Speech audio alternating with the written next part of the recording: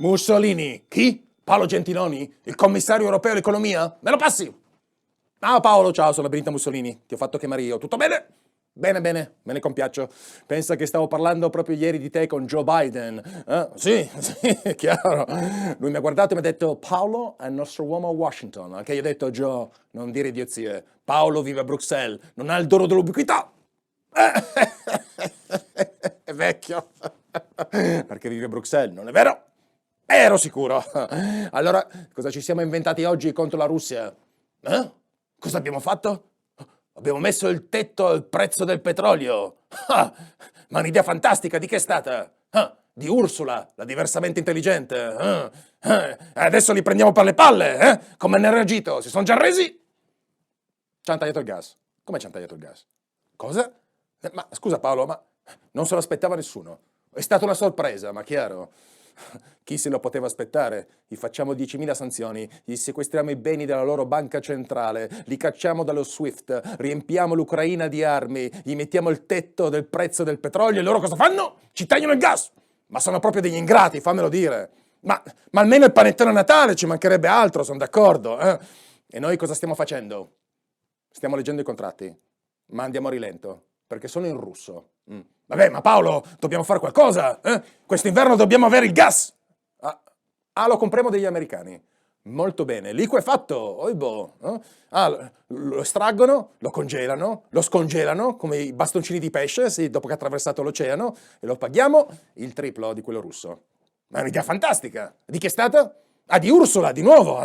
Ecco, mi pareva, per il petrolio lo compriamo degli americani. E dall'Arabia Saudita, che lo compra dei russi e ce lo rivende al 30% in più. È sempre un'idea di Ursula. Ma Paolo, fammelo dire, questa Ursula è la regina del pensiero laterale.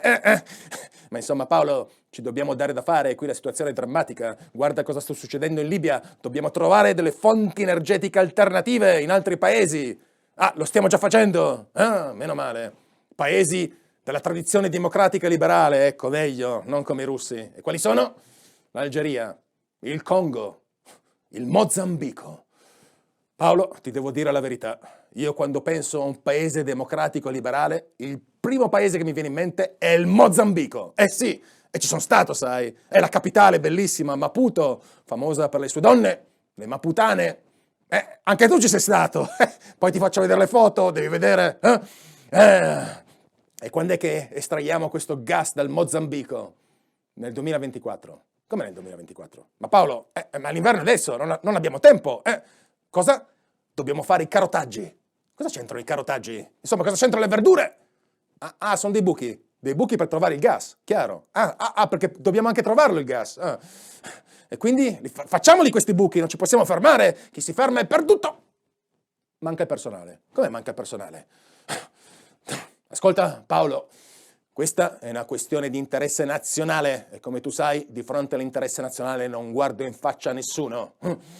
È giunto il momento di utilizzare le nostre truppe migliori e sto parlando della Brigata Lampedusa. Sì, Paolo, la Brigata Lampedusa. Sì, la nostra brigata segreta, chiaro. Ma in Africa non avrà nessun problema. Sì, è segreta, non li riconoscerà nessuno.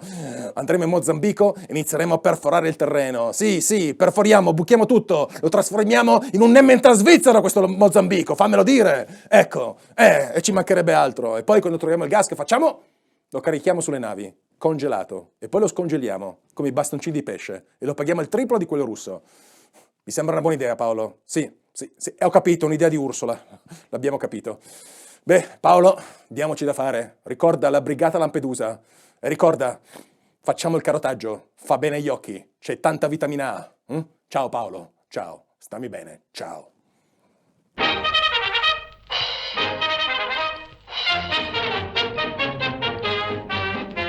La tromba del portiere è già suonata, è la donata del battaglione. Un rigo in fretta per l'innamorata, poi la sfilata lungo i bastioni. E per le strade ancora addormentate risuona dei soldati la canzone.